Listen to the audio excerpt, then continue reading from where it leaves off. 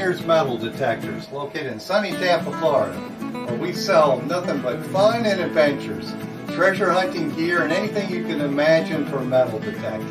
Give us a call, 813-237-1939. Happy hunting and dig deeper. Live from sunny Florida, it's Treasure Talk. Welcome.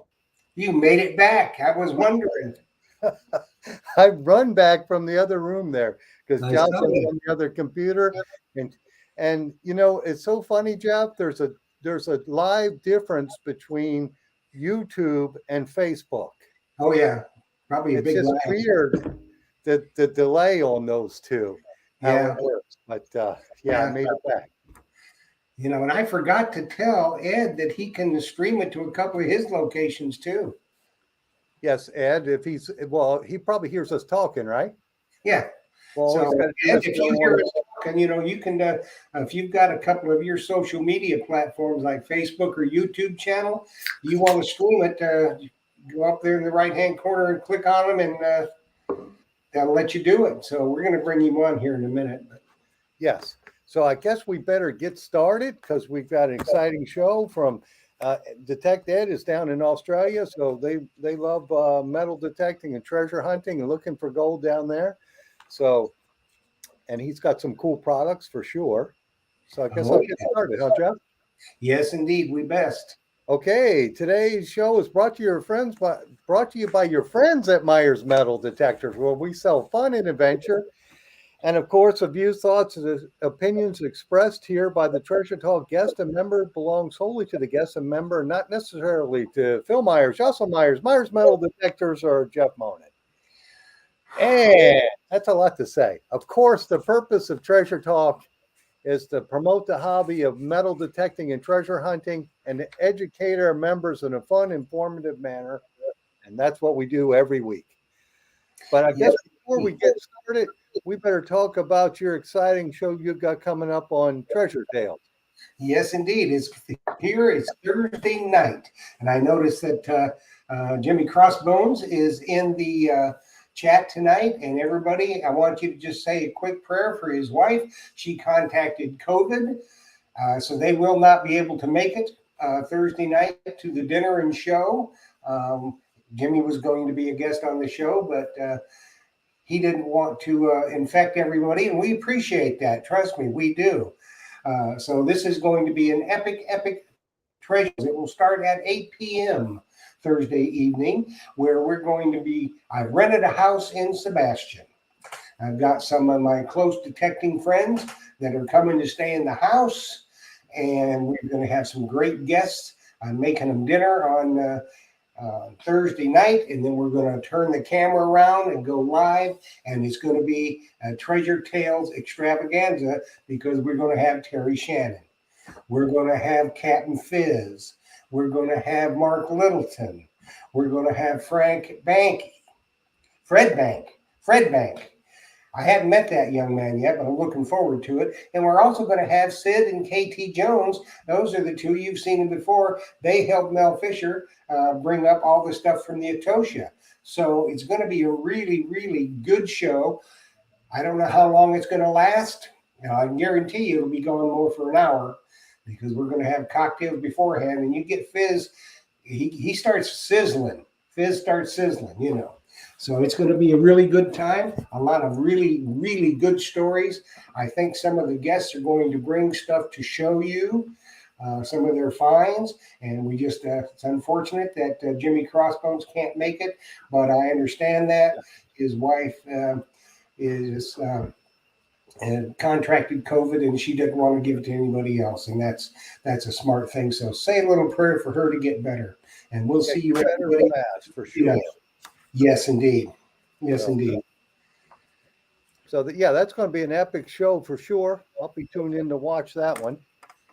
It's going to be good. It's going to be anytime you get Terry and Fizz and Mark Littleton and all them people together. Now you have met Fred Bank. Yes.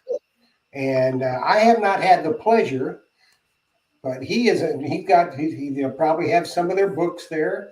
But he is just a killer detectorist and beach hunter, and has got a lot of really, really good finds. So he's going to be part of the weekend. And, Terry and Mark and Fizz and Sid and KT, there's going to be a lot of good stories, I can tell you. For sure. And Fred's book is a good one. Terry's is an excellent book too, but Fred's actually has pictures of all the parking areas, the parks, and where to go. And if you're new to the 1715 fleet, that is an excellent book because it has all those pictures. You can see where you'll be parking at, so you'll recognize everything. And I don't know if it's you, Jeff, but I like to see color pictures in a book, and that's Oh yeah, well, I got as long as they're big pictures, because I'm about blind. Did you realize we have almost a semi-celebrity in the house tonight? Who do we have? Dirt Digger Toledo is in the house. Gary. Awesome. Yes. He was. Well, I think we better get on with it. We got a lot to cover. Yes, we do. So let's bring on our guest.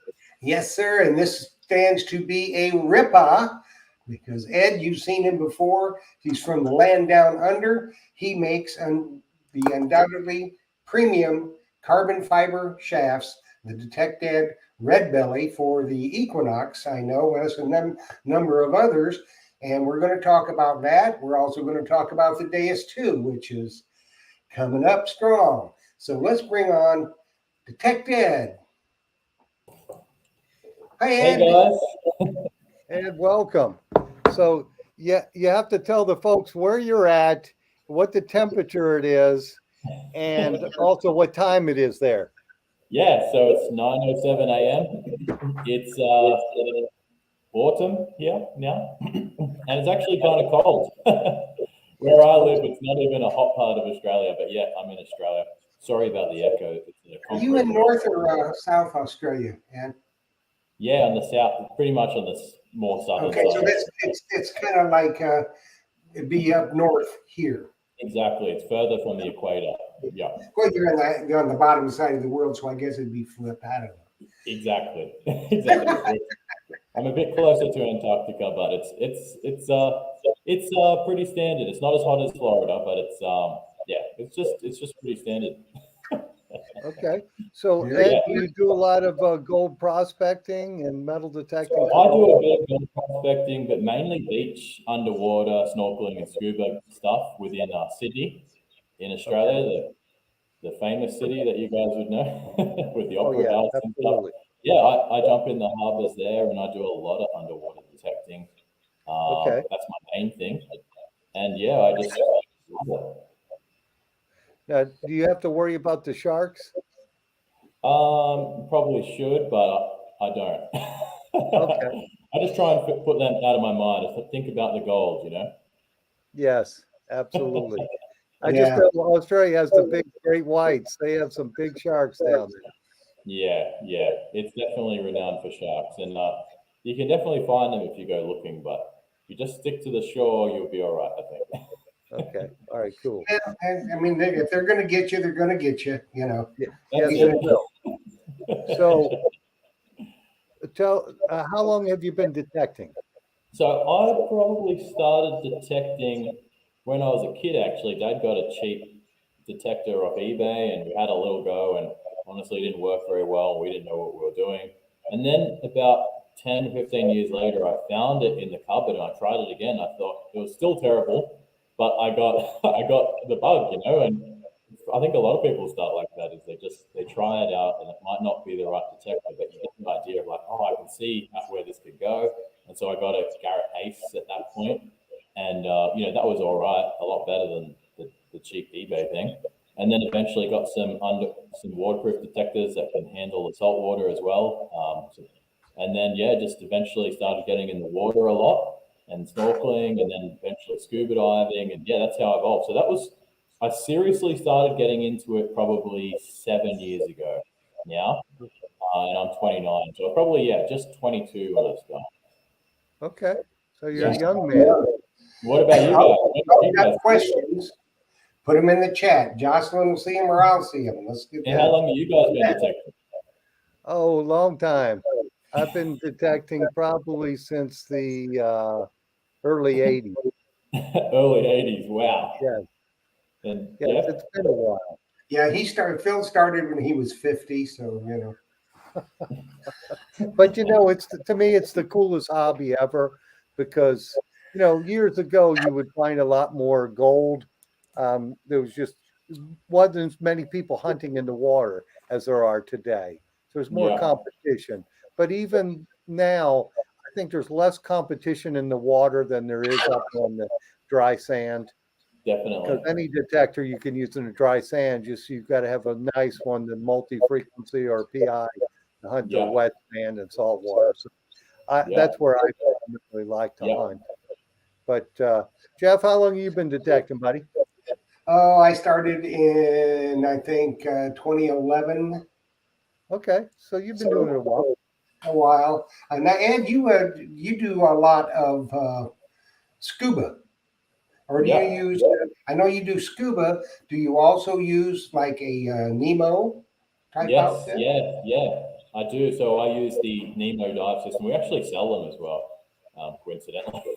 But yeah, basically, the Nemo is really good because it's for those that don't know, it floats above you on the surface, and it's a battery powered pump, and it pumps air down to you through a hose because you can't use a snorkel that far down because of the pressure.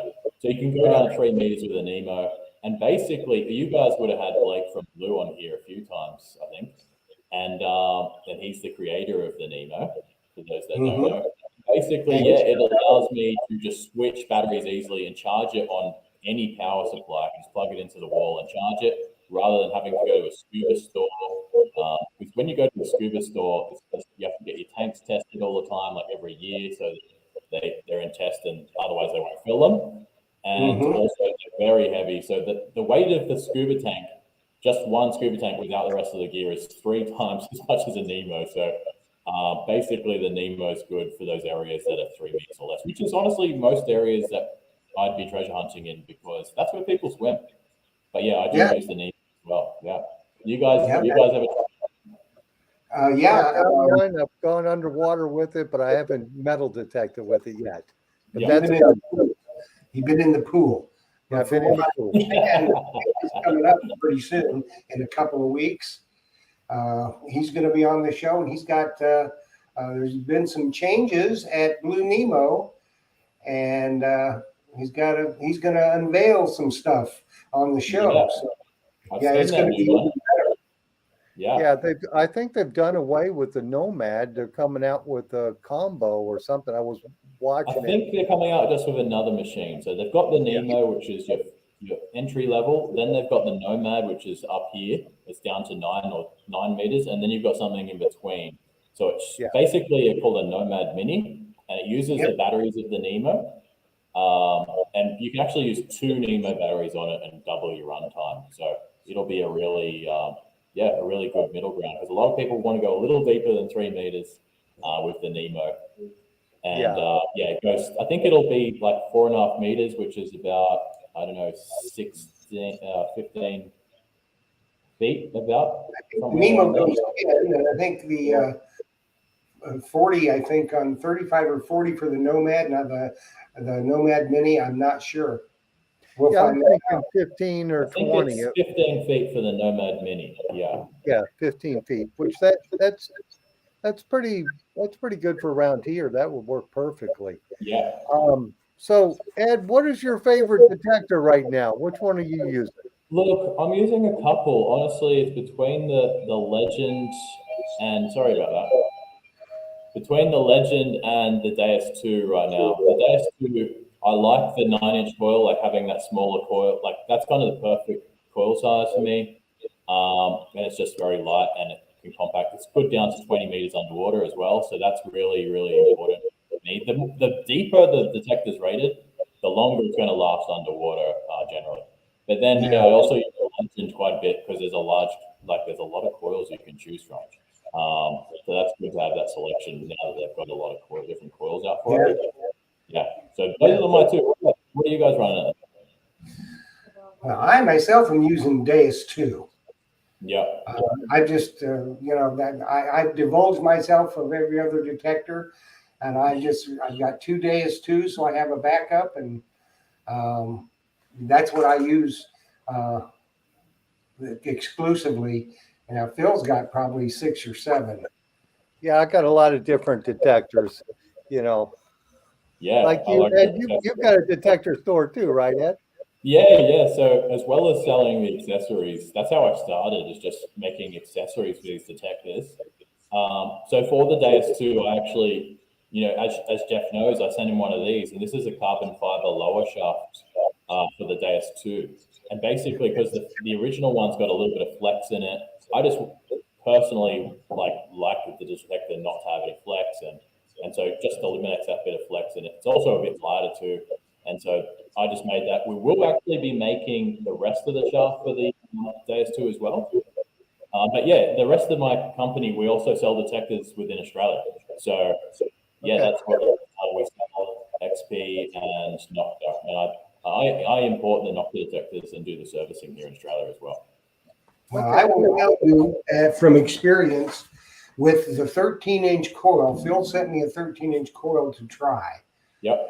And I put it on the regular Deus shaft, Yep. lower shaft, and it wanders a little bit. It's bigger and it's a little heavier, and it wanders a little bit. So then I get in the mail, I get my Detect Ed carbon fiber lower shafts. I pop that mother on there, and it don't go nowhere. Yeah. It's just as stable as it can be.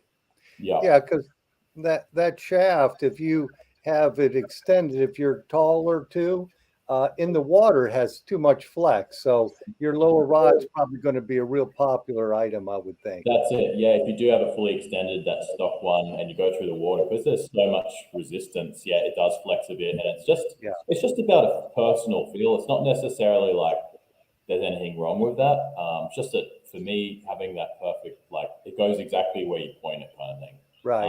It's just something, once you feel that with the detector, you kind of just want it forever. You want it to just be exactly where you're pointing the thing. Right. You just have control over it, and yeah. And, So that's why we did it. It also makes it even lighter. So once we get the middle shaft made for the Deus 2, it'll be much lighter again to replace that aluminium one. Yeah, I tell you what, when we were all swinging Equinoxes, and I think Phil put a Detect Ed Red Belly on his Equinox.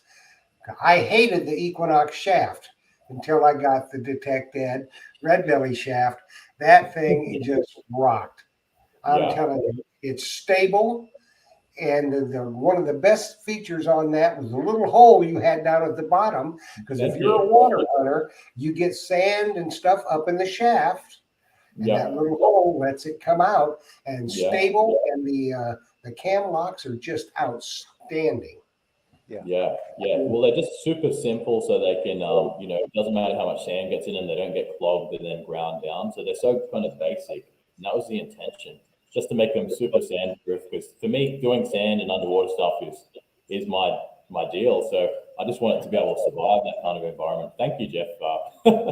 Yeah, we tried to make a solid detector shaft on that one. Yeah, for sure. And Jeff, I got a question from Tom Becker for Ed. And he's asking, Ed, what's the hardest underwater target you worked at getting, and what made it hard or dangerous? Hardest. Yeah, let me think about that. I might have to think about that one for a while. Sorry? Okay. Oh, just on the weekend, actually, it was pretty hard. Just this week, this Easter weekend that we had, there was this. I live next to this place called the Boneyard, and there's some wreckage from an old dock that was there in 1885. And I sometimes look around to see if I can see anything. And I was snorkeling, and I saw this. I could just see an outline, a big kind of square outline of something from the top, like a rectangular type thing. And I thought, I don't know what it is. So I tried digging it up, and it took me probably a couple hours. I ended up using a sea scooter to blow the sand away and uncovered this giant, I don't know if it was a mine cart or something like that, treasure chest, who knows. It was like, must have been over 100 kilos, because even underwater, I could barely move it. I rolled it over, There's nothing in it, but that took me probably a couple of hours just to dig that up. There's nothing in it. Now, Ed, are you finding in Australia that people are not buying gold jewelry much anymore? They're buying the cobalt and the titanium and the Funny thing you say that. I actually rarely find any tungsten or titanium rings or any of those kind of rings. Most probably half of the rings I find are gold, so that's pretty good going. So there's either gold, silver, and the rarest one would be the junk ring. I guess it depends where you go. Different kind of people have different stuff for sure. So some, like if you go somewhere where kids jump in, like off a rock, you're just going to find silver and junk jewelry. You go to a beach that's been there a long time or is like a richer crowd, then you're going to find just gold primarily. So it's definitely hugely dependent where you go. If you go to Freshwater Creek, it's silver because that's where the kids go. See, I can't talk him into taking me to some of his honey holes. He just, he's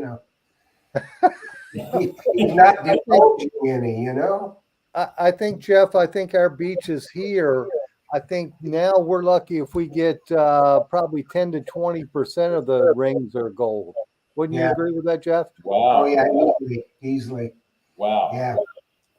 Yeah, Wow, you'll dig that's 11 interesting. rings and one be gold. The rest of them be tungsten or stainless or titanium. Even Wow, no, tungsten, titanium, and stainless, they're rarer than gold here. I've only found probably two or three tungsten rings and hundreds of gold rings. Well, do you want to take some of those in trade for a Deus 2 shaft, or because I've got some, I'll trade you. Oh, geez. I'm okay, thank you. Hey, I did get a question from Sam Truckley, and he's saying, Ed, do you make smaller coils for the 800?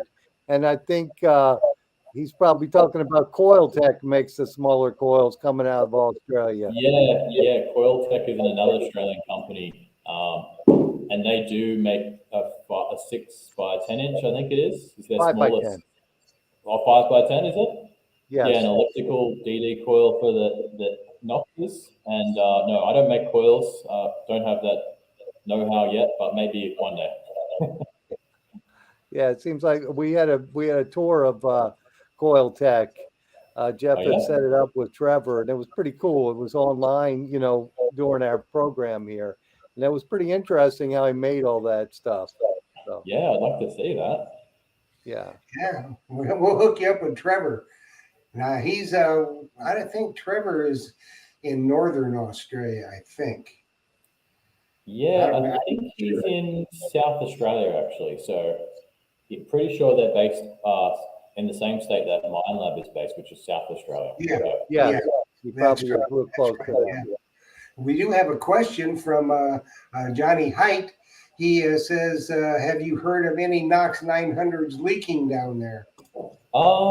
I haven't been paying close attention. I have seen a couple of manticores leak maybe, but look, there are a lot of them out there probably, but I haven't honestly been on the groups too much, but I'm sure eventually, I mean, like if there's enough numbers out there and they're getting in the water, then yeah, there will be some leaking, and that's inevitable with any waterproof equipment, honestly. But honestly, I haven't been paying super close attention, but I don't sell Minelab, so I wouldn't have heard about them directly. Yeah. Right. Well, I have not heard of any Deus 2s leaking. Have you, Phil? No, I haven't heard of any Deus 2, and so you're not a Minelab dealer then? No, so in Australia, it's funny, it's extremely super competitive to have a Minelab dealership. I got it. So because I'm primarily an online store, due to the way that we want to operate, then that's also another negative. But even if I was like largely shopfront based, they don't really get new dealers because the dealers are already kind of at each other's throats a lot.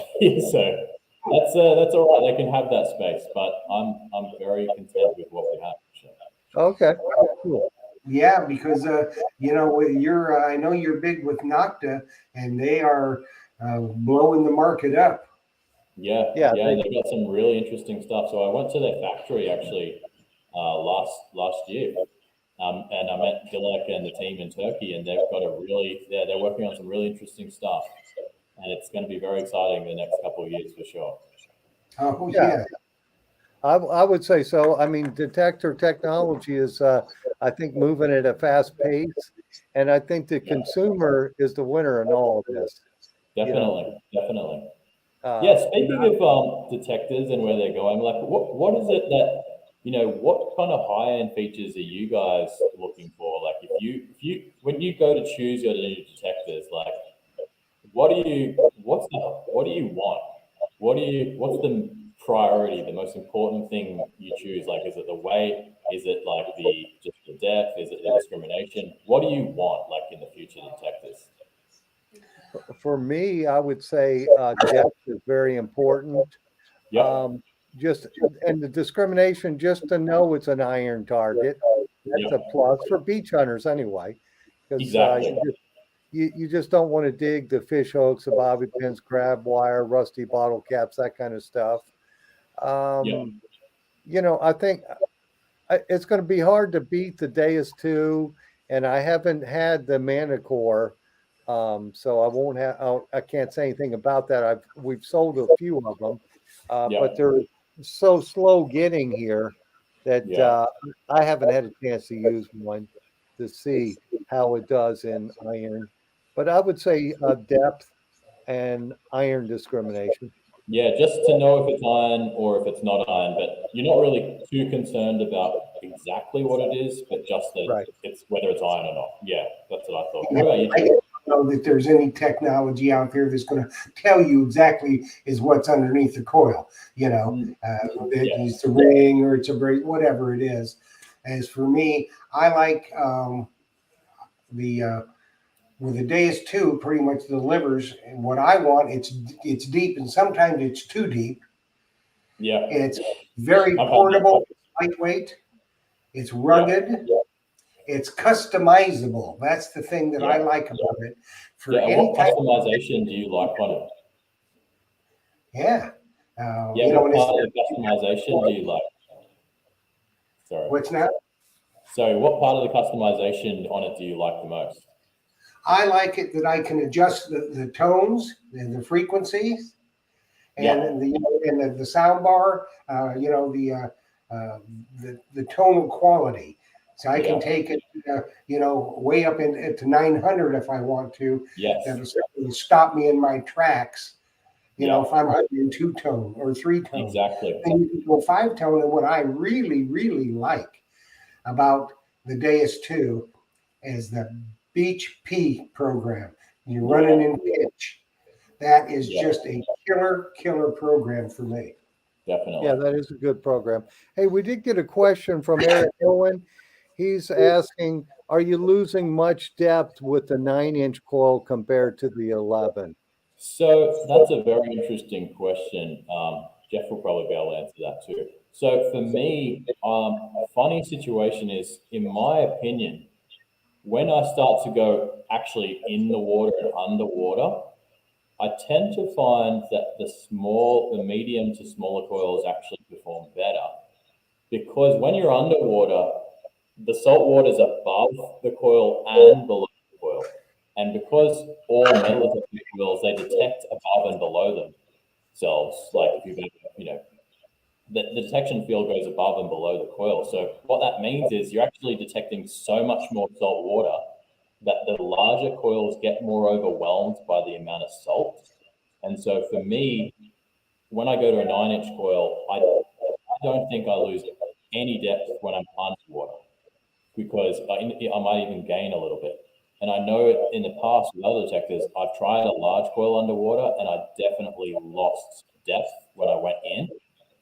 And the smaller, like medium to small coils, gains depth when you're in water. Now, when you're on actual wet sand, normally the 11 or 12 or 13-inch coils are definitely deeper than the medium-sized coils. But if you get too big, like up to 15-inch, I tend to think that you don't get any more increases. you just, I mean, this is my opinion at least. I find that when you're in salt water, that is, it just gets too overwhelmed with all the salt once you get to a certain size, and then you don't really get really much depth, in my opinion, and it's a lot harder to find the target too. So, Oh yeah. what do you That's guys? for sure. What do you guys think? Well, don't you find that when you're diving, Ed, that the 9-inch coil, you're able to get it in more little nicks and crannies where Yeah, a lot that of too. what you're searching for is? And it's a lot easier to swing too, because the smaller the coil, because you're underwater, it's very hard to swing a bigger coil. So Yes. even if I wasn't getting the depth, I'd still use the 9-inch underwater. It just moves a lot more easily through the water, so I can cover more ground more quickly. I got it. Yeah. And what do you guys think about the coil sizes? Like, what do you prefer? You know, I like the 11-inch, but I haven't tried the 9. So Jeff has got them both. But it looks like Jeff's got the same question Jocelyn gave me. Okay. Let's ask this one, Jeff, get it going. Well, Okay. he says, Philip Faircloth says, got my detect dead lower shaft. The end piece has come loose. What kind of glue should I use on it? Yeah, okay, sorry about that. Look, if you want to email us, I can definitely answer you in more detail. But essentially, what I would definitely do is using any sandpaper on the inside of the carbon. That's what the main kind of trick is with that. And my apologies for that one. We can also replace it if needed. But basically, just using a tiny bit of sandpaper on the inside of the carbon, and then any 2-part epoxy will hold it in strong. It's just a matter of making sure it's sanded enough, which clearly that one wasn't from the factory. And if he's going to take it in the water, he should use marine epoxy. Yeah, that's probably true too. Yeah. Well, with Philip, he detects all the time. So, Yeah. and he's had that shaft for a while. Yeah. So, given it's probably got about 4,000 or 5,000 hours on it, it's held up pretty well. Yeah. So he just needs to sand it, get it clean, and then put that epoxy on there and put it back. Well, sanding just gives it a nice texture for the glue to hold on to. And pretty much any 2-part epoxy, once that's happened, will hold on very tight. Yeah. Yeah. Okay. All right, cool. So back to the coil size. Jeff, now you've used them both. Which one do you notice a depth gain with the 11-inch or not? Oh, a little bit. Yeah, I think you're A right. little On bit, wet yeah, I sand, think so. And plus a little bit more coverage. I use the 11-inch in the water. okay. Now I like to use the 9-inch a lot of times on the because I don't dry sand. I'm just not a dry sander on the wet sand because it will make you slow down a little bit and make a little bit better passes. Sometimes with a big coil, you start getting too quick and you start not overlapping your swing passes. So I like that 9-inch coil, and I tell you what, it's plenty deep. It is plenty deep. Agreed. If you've got your detector set up correctly. What a lot of people don't realize, and I know you probably found this, Ed, and I know Phil agrees with me here on whether it be the Legend or the Deus 2, your reactivity is going to tell the tale on the depth. Yeah. If you've got running a reactivity of 5, you're going to eat up some of the depth. Lower it down. You don't need it. Exactly. Yeah, for beach detecting especially, like you don't really ever need to go over 1.5 on the Deus 2. No. That's usually what I run at, 1.5. And what is the default on that program, Jeff? Do you know? So on the beach programs, it's 0 on the Deus 2. Yeah. Yeah, it's 0. You get into some of your other programs and it goes up. I don't think any program is defaults higher than 3. Yes. Yeah.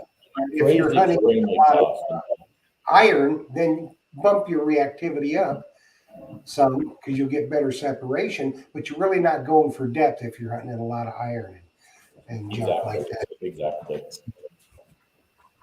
For sure. Well, hey, let's show some of Detect Ed's products here. This is one we carry at the shop here. That's the Detect Ed mesh pouch. How long have you had that out? So that's been a couple of years now. Yeah. So well, actually, the original one came out a couple of years ago, which is the version 1. That's actually the version 2 now. I've got one right here as well. Yeah, essentially, it's got a mesh bottom, so just the water drains out very easily. You can see, you can probably just see my fingers in there, but it's Yeah. so strong that the water does drain out, so it doesn't get full of sand and water, which, especially if you're in the water, that gets full of water and it gets full of sand and just clogs up, and it's very heavy at the end of the day if you don't have that mesh bottom. So it's a tough pouch. It's simple, but it works. You know, it's what really it's an ultimate kind of beach and underwater pouch. Yeah, I'll tell you something that he has too, Phil, and I think you've got these in stock. These are the nano screens for the Deus 2, the screen protectors. I tell you what, these things are the quill. These are the quill. Easy to put on. And I mean, you know, people, you're going to spend a little bit of money on a detector. If you're going to take it on the beach, anywhere you're going to use it, if you're a dirt digger or whatever, Phil, looks like we lost. No, there he is. I thought we lost somebody, but put this on because you're going to get dirt and mud and sand and stuff on the screen, and when you wipe it off, it'll scratch the screen. This will protect it. It's amazing. And I think I hooked you up, probably, didn't I, with Dan's lanyards, Ed, for the Deus 2 lanyard? Sorry, what was that? I hooked you up with Dan's lanyards, I think. Yes, you did. For the Deus 2 lanyard. The Daniels. Yeah. You still there, Philip? Phil, you're muted at the moment, I think. Phil, you muted. I muted myself by accident. Tell you what, Phil is bad on the buttons. It's terrible. Yes. I've got a question here from Johnny Hyatt. Jocelyn just gave it to me. And this is a good question. He's asking, this is for you, Ed. Is the Legend comparable in depth with the Deus 2 in saltwater? So yeah, the depth ID, I can see that question. So he's asking if it can still ID targets accurately at the same depth as the Deus 2. Look, I've never run a back-to-back test, and that would definitely vary from mode to mode with coil to coil, setting to setting. Look, I couldn't answer that question for real. My feeling is the Deus 2, probably the ID depth is deeper from my feeling. But then again, all that we really care about at the beach, and I don't look too much at the ID, especially when I'm diving, because I have the detector here, I can't really see the screen. So I'm just listening, and all I care about is if it's iron or not iron. If it's not iron, I'll dig it. And that's kind of all that's really, unless it's a very niche scenario where there's a lot of one particular target that you want to avoid, and it's like hundreds of them, and then none of the IDs are that important, because we tend to just dig everything, because jewelry's comes up all over the place, as you guys would know, and just everything, and as long as it's not iron. Yes. Now, Ed, what do you think of comparing just your thoughts on the detectors? You think the Legend is pretty darn close to the Deus 2 in depth wise? Yeah, again, I haven't done a back-to-back test with those two machines. Are you talking about like salt water, like Yes. salt sand? I mean, would you agree they're both very deep detectors? They're both deep detectors, yeah. Yeah, okay, we can agree to that. Not trying to pin you down or anything, but I just think they're both. I just think they're both really good detectors. Well, I'd be happy to use either one at the beach. Put it that way. Yeah. I'm very fortunate that I have access to both of them, so I can use whichever one I like. But I wouldn't be worried if you've got one and thinking that the other one's going to change the game too much. But look, they're both super solid performers.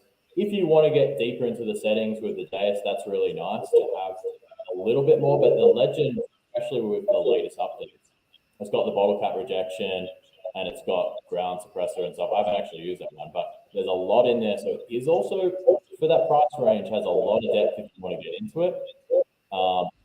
In saying that, the presets on both of the machines are really good. You can just, like a lot of people, just put the Legend in the beach wet mode or the Deus in any of the beach or the beach P setting and really just go.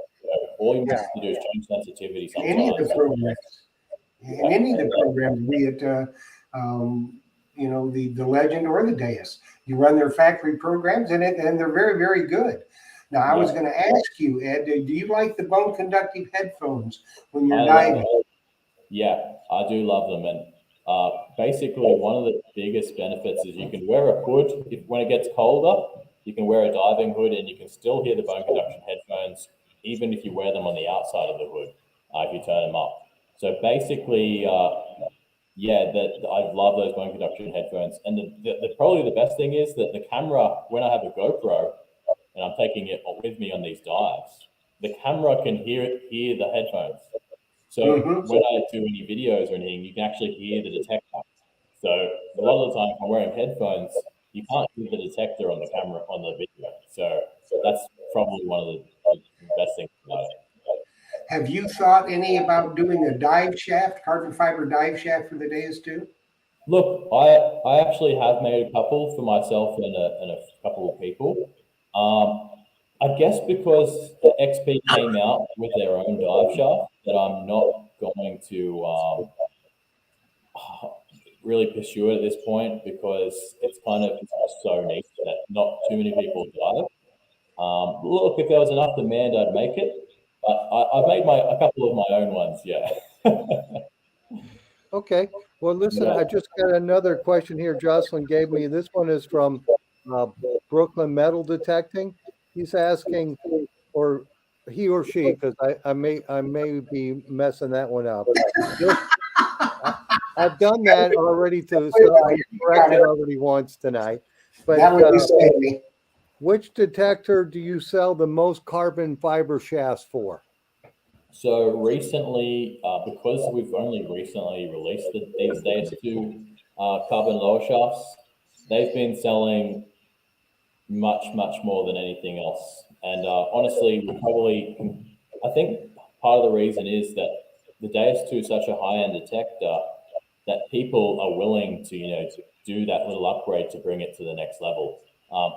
With like casual, like low-end detectors, no one's going to buy like a carbon shaft for their Garrett Ace detector, for example, or like a low simplex or something like that, because it's not an expensive detector. So you know what I mean. But with the Deus 2, because it's like such a high-end detector, people like upgrading it, and they're already really into the hobby.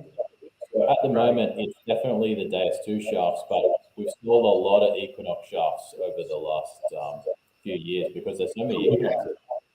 Yeah, and I tell you what, that red belly shaft, it was not only a really good looking shaft, it was probably the best shaft I've ever seen for the Equinox. Thanks, Jeff.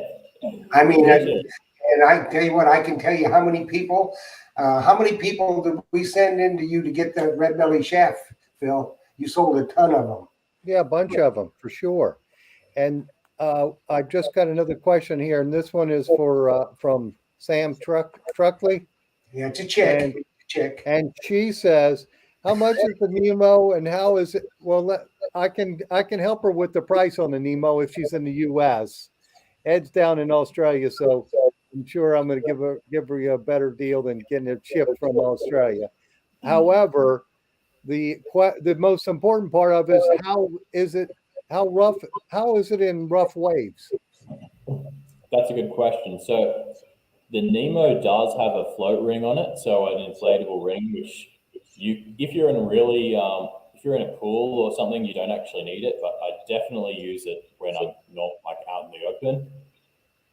If the waves are breaking, I definitely wouldn't take a Nemo or any dive system like that, just because eventually water could roll it over. It is very flat and it is very wide, so it wouldn't be easy to roll. It'd be extremely hard. It's extremely stable because it's so bottom heavy. It's like a sailboat with a keel. But the reality is, there's no point risking it, for waves. It's also a lot of tension in the hoses. yeah, personally, if the waves are breaking, I wouldn't do it. If they're not breaking, it's probably all right. But again, the tension on the hose wouldn't be probably great for it over the long run. But look, they are extremely stable. It's just a matter of your own risk assessment with that one. Right. I Yeah. think Yeah, they're perfect for calm days here in the Gulf of Mexico or in a bay or a river. You know, they would be perfect for that if it's exactly. or a lake. Actually, a Yeah. lake would be even better. Yeah. Look, And any bay I've been to, there's normally lots of waves and there's wakes from the boats and there's, even ocean waves coming in and they're breaking on shore, but they're not breaking, 10 meters from shore. So that's Right. fine. They're still probably, a couple feet high, but they're not breaking. So that's, I think, fine. But again, you'd have to double check the manual and at your own risk, etc. and always use good judgment.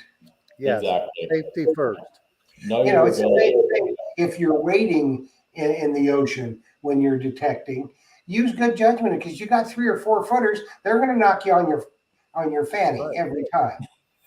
They'll knock your headphones off. You won't be able to stand up over a target. Use good judgment. That's it. Because you got waves that heavy where it's going to flip your Nemo. You're only down 10 feet. So the undertow you're just going to move you off your target, isn't it? Exactly. And that's what it comes down to. A lot of these things is you just, I think, slowly progressing from a calm to slightly more and to see where, it starts to pull a bit more and know those limits rather than just expecting it's going to be magic. It's just like anything with some risk that it doesn't magically save you. It's not magically safe. It's all about you, how you assess it. And the conditions are different every single day and every single hour. Yeah, that's true. That's true. Well, it looks like you've got the banner up, Jeff. We're giving Yeah, it's something time away. Yeah, we're going to give some stuff away. Cool. Our good friend Ed is this guy's generous to a fault, let me tell you. Ed, you want to tell him the package that you're giving away? Yeah, I do. So I've got a few things here. Now, it depends on what kind of detector they have, but we've got the carbon fiber lower Deus shaft.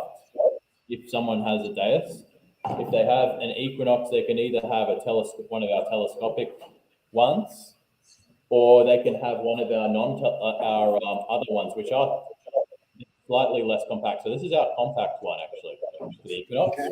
And then we've also got screen protectors for both of those detectors, so for Legends as well and the Deuses. And we've also got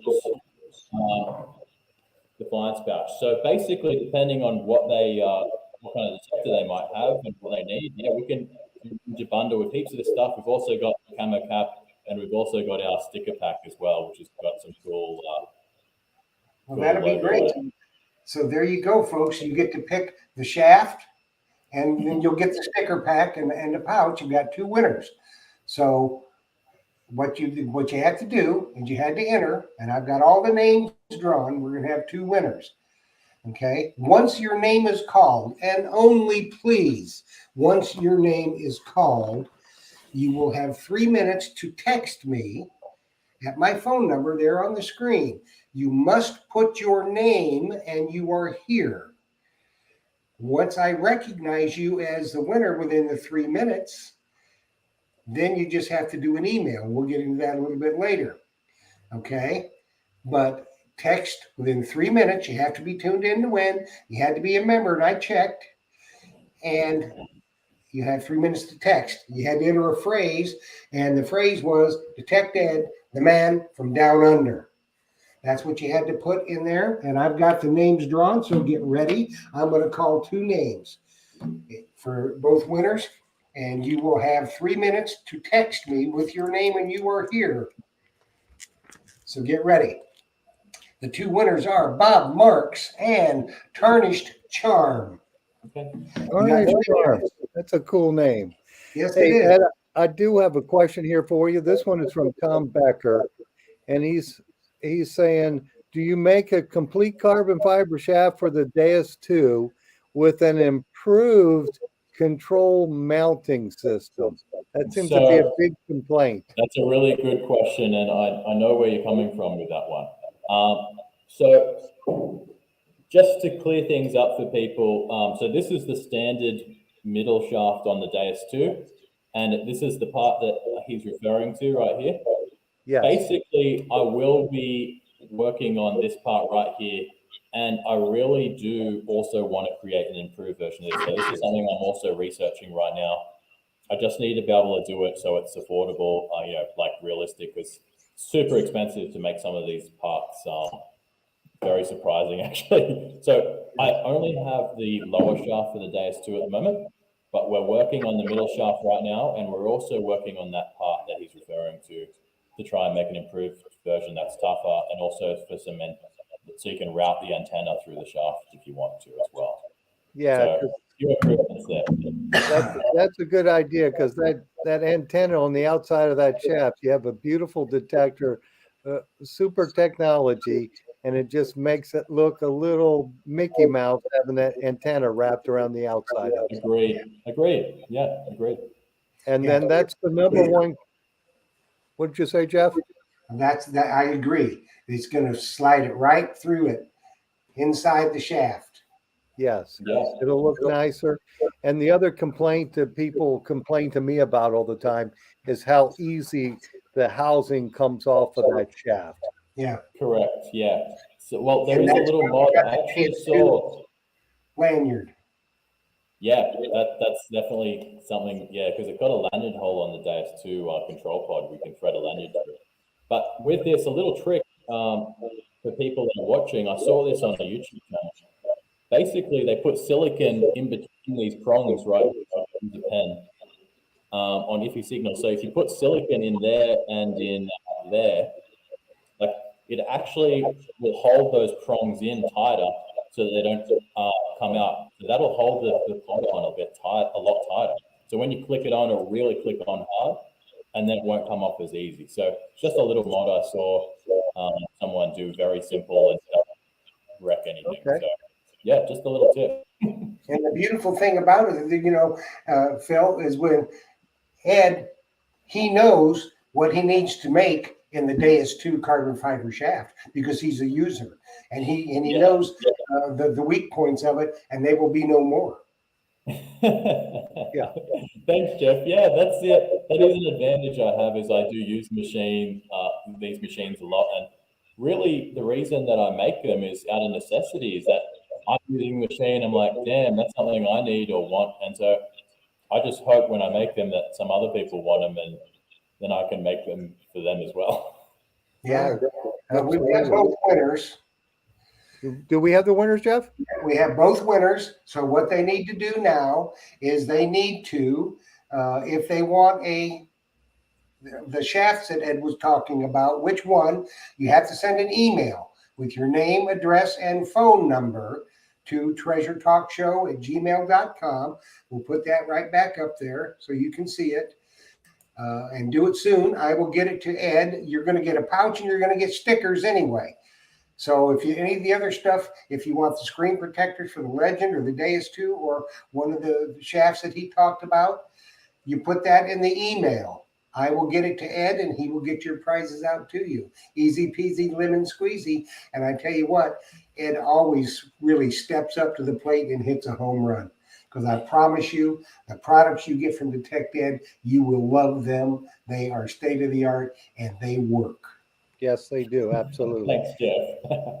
All right. I do have another question for you, Ed. This one is from Jim Truckley. He's asking, do you make an extended lower shaft for the Deus 2? That's a really good question, Jim. Really good question. So I did want to make an extended lower shaft for the Deus 2. So the one we have right now is the same size as the original one. And the reason for that is because I wanted to make it a super light material. If this was any longer, it'd become too fragile if it was longer. But what we will do is make the middle shaft that we're going to make out of carbon fiber. So this one, we'll actually make an extended version of this so that we can get the best of both worlds. So we can still have the lightness. If I made the lower shaft any longer, I'd have to make it out of a material, and it'd be too heavy, and I wouldn't be happy with it. So what I'm going to do is I'm going to make 2 versions of the middle shaft when we get to it, and have one that's 4 inches longer.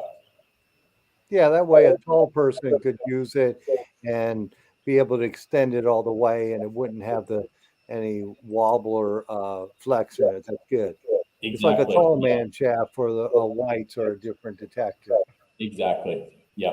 Do you make shafts for other Garrett products or Technetics detectors? So I've never made one for Garrett or Technetic detectors yet. I guess there hasn't been a major release for those machines in the last 4 years that's at the middle to higher end that I've kind of wanted to aim for. Because the Equinox was kind of a decent, it was very popular, but it's also a hobby grade detector, so it's pretty up there that a lot of people will buy it. But with those other machines, they haven't come out with a one recently that's in the higher end range, like the Deus 2 and Equinox. So if they do and they're really popular, I'll certainly be on making ones for them if they require it. But I kind of make shafts out of requirement when I feel like there's a need. And look, their shafts are already perfect. Like, then I probably won't go for it because they're already up to scratch, really. Yeah. Well, there, like you say, there's got to be a market for it, because it's not like you just grab a piece of carbon fiber and start hacking on it and there's the shaft. There's a lot of work and tooling that has to do these things. Yeah, they look simple, and look, they are simple, but there's a lot of back and forth and making sure these are right months before they actually come out. Yes. Yeah. As you know, Jeff, it took a bit of waiting before I could get those out to you. Well, all your products are very well thought out. Don't you think so, Philip? Because you see them and you sell them, and you don't sell anything in your store unless it is good product and they stand behind it. Right. Now, the TechNet products, every one of them is very well thought out. The manufacturing is great. There's not part of it good, and then maybe like say a cam lock is an afterthought. That's not the case with your products. Everything is top notch, has been tested, works as it should. Yes, well, you can tell it's engineered by somebody in the hobby who actually does it. Thanks, guys. And it's an improvement over what the manufacturer made. Otherwise, why make it? So exactly. It's important that it is an upgrade and there is a purpose, not just to be cool looking. And they're not overpriced. That's the big thing too. They're not overpriced at all. Yeah, we really aim to do the best price we physically can with these as well. So that's something that we actually, it takes a lot of effort to get to those prices, but with the right volumes and the not popular enough products, we try to just stick to a key few products and nail them rather than going like lots of little ones. And so we can keep the prices reasonable as well and the quality high. Yeah. Well, you've succeeded, I have to tell you, because one thing that I've always admired about Phil Myers is he doesn't handle anything in his store just to handle it. If it's not a good product, it's not in his store. He just won't handle it. Yeah, and that's when you're in the hobby, you know what you're looking for. Yeah. And every time I call him and I say, Phil, TechNet's got this. You really need to look at this. He says, okay, good. And he gets it. And, and he sells a ton of them because it is good product. And that's the kind of person that you really want to deal with. He's not going to sell junk. He's going to stand behind everything he sells. And he knows what works and what doesn't work. Simple. Yeah, absolutely. Well, Ed, it looks like our hour went super fast. Yeah. It really does. And I wanted to thank you for coming on and talking about the TechNet product for sure. And I'm excited to see that Deus lower shaft. That's going to be nice. And it's the same trapezoid shape as the original? Exactly. So a lot of people, this is what it looks like from the end. And a lot of people, actually, I tried this originally to use the Legends carbon shaft in the Deus, but it's actually slightly different size. So when you do the cam lockdown, it cracks the carbon fiber. So just be aware of that. Also, the connector on the end of the shaft is totally different. You have to grind things, and Yeah. it's also not nearly as light. But for some people it works. Just a warning. But yeah, so I just made it. It's exactly the tolerance that it works with every day too. I went through literally all the DS2s we have in stock to make sure it works with them, to be 100% sure it's not too tight, not too loose. Right. And it's exactly the same dimensions as the original, but it's carbon fiber and 50% lighter, or 30. Yeah, I think no, it's a bit lighter. I can't remember the numbers right now, but it's a fair bit lighter, and obviously super. And you can also route the antenna through it as well. So there's a little hole at the end. You put the antenna through first, and then you can put the bolt in after, and you can route the antenna. But until I come out with a middle shaft, you'll have to drill, or if you wanted to, that's up to you. But that's how you do it. Another thing I wanted to quickly mention, I know we're getting to the end here, is we're working on a series of just little tips and tutorials for beach detecting. Obviously, I'm in Australia, it's a little bit different, but it's pretty similar. So I actually recently did a little tutorial on just using the Legend at the beach, essentially just the absolute stock settings to see how it performs, how to use it, and then later I'll do more advanced ones, the different areas and changing settings and stuff like that. So if anyone's interested in kind of tutorial tips and stuff like that, we're going to be doing some pretty interesting videos on the Detected Metal Detecting YouTube channel very soon. Well, I'll make sure that I share them Awesome. on the Thank you. On Facebook. And you could share that on our Facebook page too. We still have the Treasure Talk Facebook page. So put Okay. those links on there if you can. Will But I do. want to thank you again, Ed. Thank you, Jeff, and thank you, Justin, for handing me the questions. She done good, didn't she? I just wanted to thank you for doing all that. For sure. No, And thank you thanks guys. very much, Dad. We sure appreciate it. Thank you, Jocelyn. You done good tonight, real good. Yeah. And Phil only pressed one button wrong, so this is a bonus show. I tell you. And remember, everybody, join us Thursday night for Treasure Thursday Tales. night, for sure. And at 8:00, and we will see you next week right here on Treasure Talk when Adventures in Dirt will be in the house. They just got back from England, so it's going to be a real interesting show. And Ed, I can't wait. I'm waiting for my DS2 shafts, But one thing I know, Ed always, he emails me and he says, they're ready. And I say, okay, Don't worry, you were the first person I was gonna message. I was like, as soon as he's ready, and it took a while. Yeah. As soon as I was ready, I knew that you were the number one keenest person on the planet, ready to get you.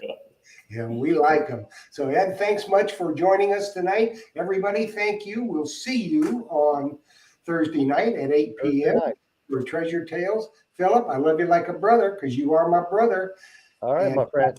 Thank Thank you. you, Ed. We'll see you, buddy. And good night, everybody. Happy hunting and dig deeper. Dig deeper.